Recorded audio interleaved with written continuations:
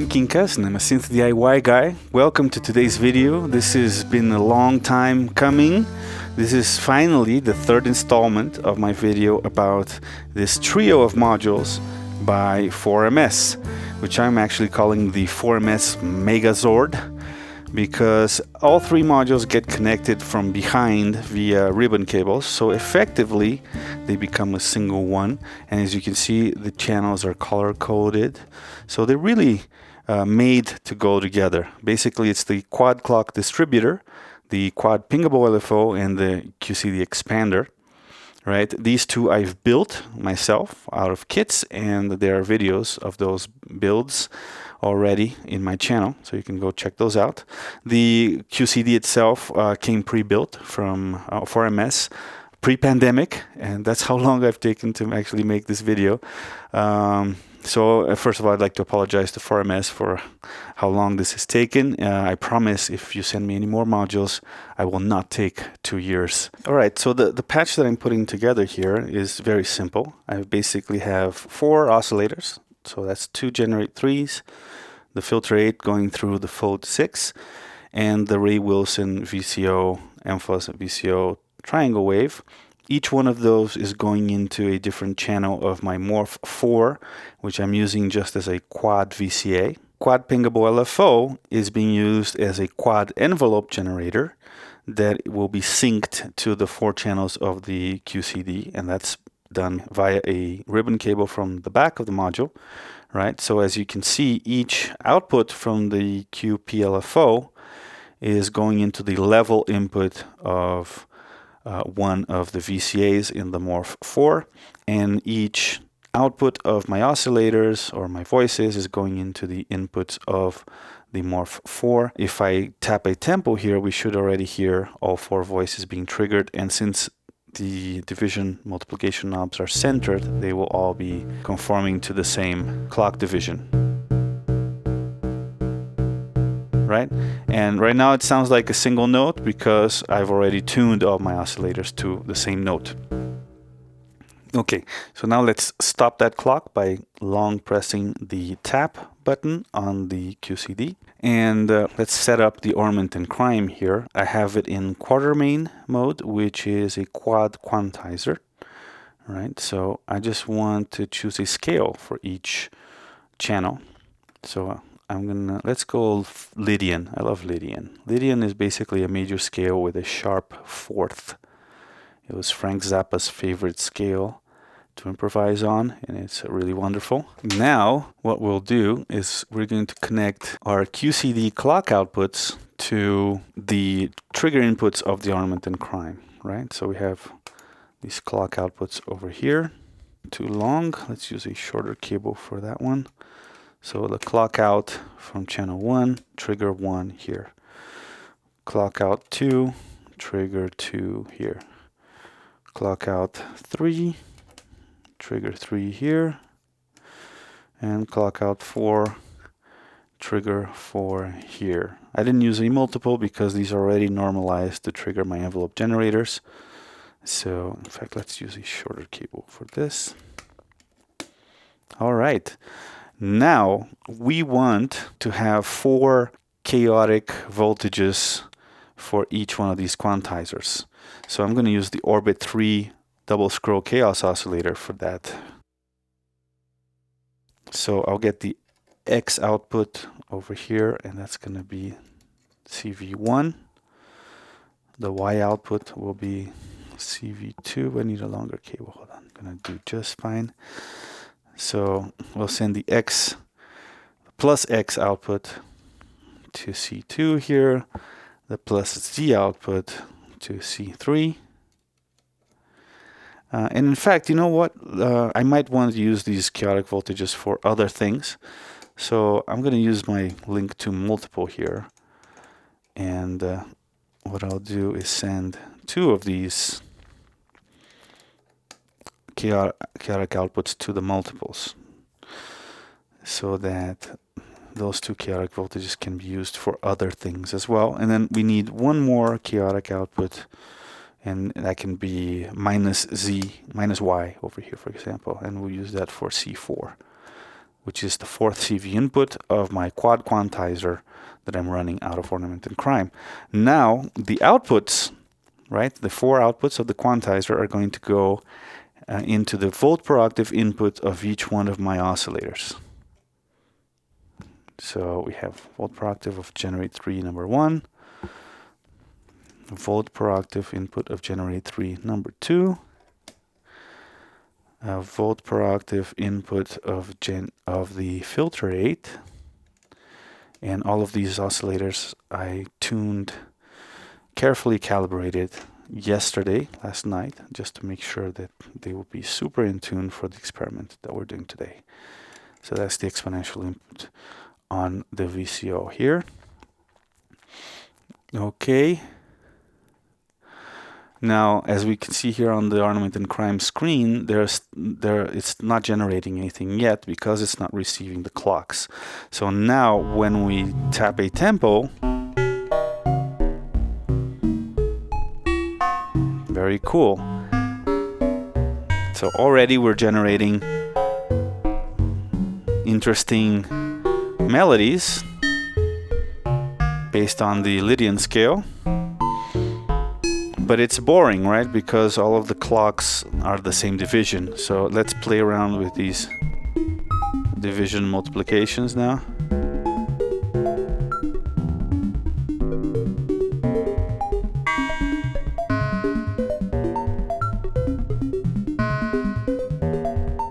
Now here's one thing that I can do to make this more interesting. We'll take the tap output, which is basically the clock output from the QCD, main clock output, and we're gonna time the wrangler from the Benjamin. So I'm gonna send that to the clock input of the Benjamin V2. And we can take that wrangler output and we'll use a multiple here, a passive one for that. And we can control, for example, the speed of the orbit 3 chaotic oscillator for that. All right, frequency. So now we'll be making things a little bit more interesting.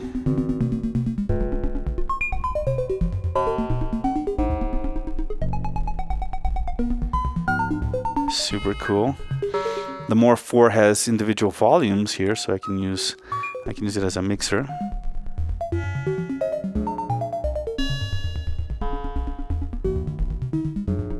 Okay, so this is already cooler and more interesting. However, I can make it even more interesting and more cool if I start using chaotic voltages to affect the division and multiplication of each one of my voices. So now, right now they're static, right? You have one going, another one going, and you can follow that by these LEDs over here on each channel of the QPLFO. So what I'm going to do is I'm going to take 4 outputs of the chaotic oscillator, right? Remember, 2 of them are already multiplied in the link to multiple. And I'm going to send them to the division multiplication CV inputs over here. Now remember, since we have the QCD expander installed, if these attenuators are centered, then you're not really getting anything. So we need to open them up a bit.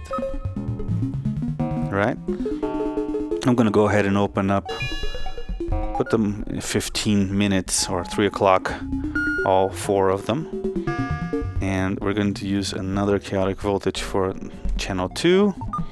And we still have 2 chaotic voltages out of orbit 3 here, the minus X and minus Z. And that's as many as we need for the other 2 channels. All right? In fact, I can now probably even centralize the knobs because the variation is being generated by the incoming CV. Ain't that cool? Now here's another thing I can do. I can make the central clock vary as well. I could send a wrangler to another oscillator and use that oscillator as the clock, and then send it to the clock input. However, I think that this is already generating enough variation just by the fact that the clock division multiplications are all varying chaotically.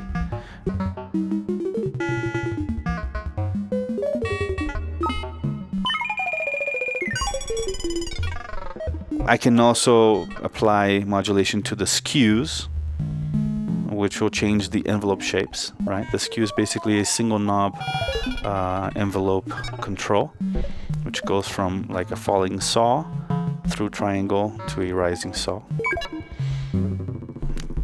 So yeah, as we listen, watch me patch some timbral variation into this patch. I can use my two contour ones here as LFOs. They're actually already looping. So I'm going to send one of these to the even input on generate 3 number 1 here. Output of number 2 to the fold parameter. Yeah. Although I should probably attenuate it. We'll use the select 2 as an attenuator.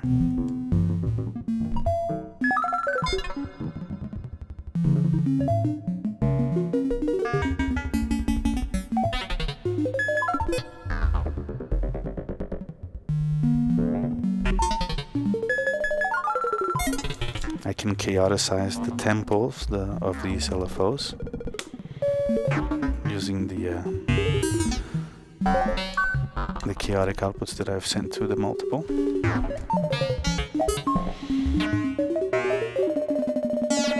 Or maybe just one of them, and the other output I have we'll use for modulating the odd level here.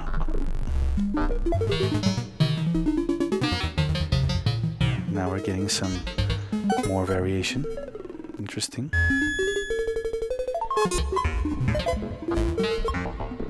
little more reverb there. Very cool. Chaotic generative patch going there.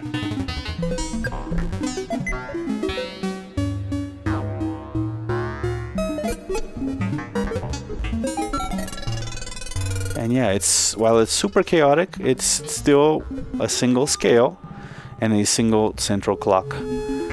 So what we're hearing are variations of the notes of that scale and the subdivision multiplication of each clock as applied to each voice. Now let's modulate the skews here. What I'm going to do is take that clock. We're going to use a passive multiple for it. Right, that's the one I'm sending to the wrangler. There we go. So now I have 2 more outputs of that clock available.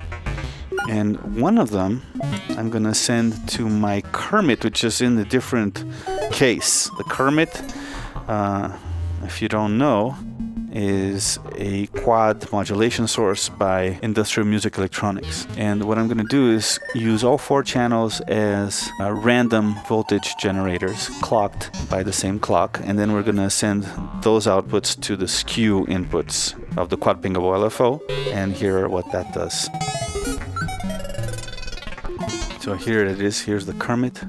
I've already connected the clock here, and the way to program them is you have to go to each channel and change the type to random, and from smooth random we go to tempo random, right? And we do the same to each channel. So random, tempo random, step random, and then remember oscillator C, same thing, stepped random, temp random, and then oscillator D, random, tempo random. Okay, so now all 4 of these outputs are outputting random voltages that we're going to connect to the skew inputs on the quad QPLFO. 4 nice long cables here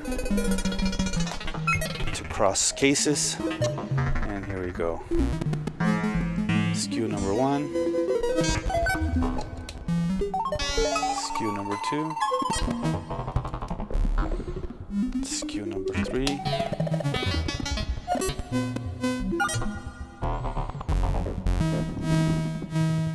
It's cue number 4.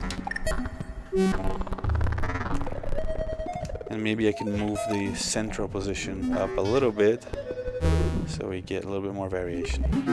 Now I can fiddle with the central division multiplication and just make everybody be like slower.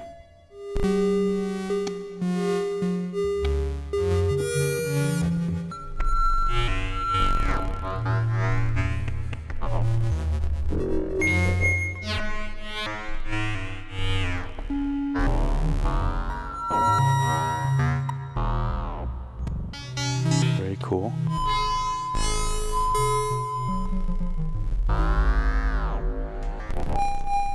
Why don't we send the clock to the monsoon, which is a clone of clouds, to the trigger, and then we turn on the wet here and start hearing the effect of the clouds on this patch, make it even more generative and weird and strange.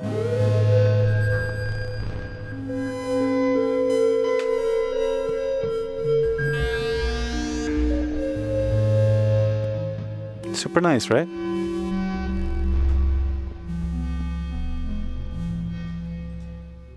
Now, since we're experimenting, I can play around with, for example, sending the inverted outputs into resets of different clock dividers, kind of randomly by chance, without too much thought applied to that, just to see what happens. Inverted output, and yeah, I'm crossing them, right? So I'm not using the inverted output of the channel for itself.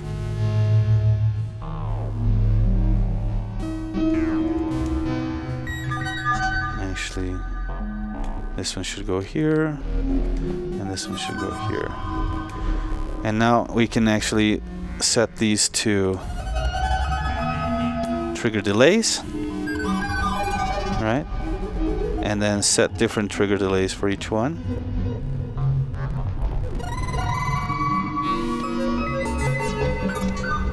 That's very interesting.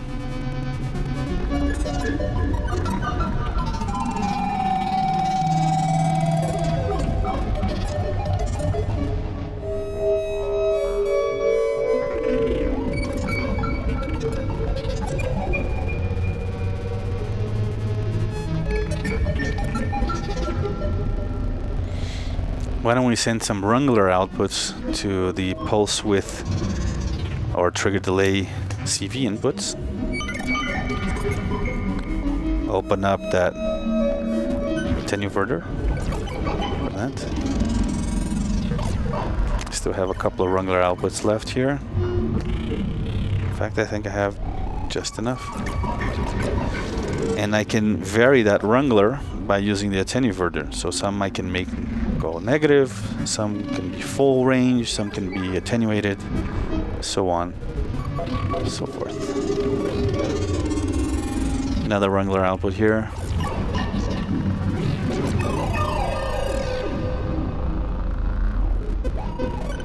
Now let's tap a really slow tempo. There you go, and see what happens now. Maybe we can follow it a little bit better. Last wrangler output, last gate trigger delay CV input here.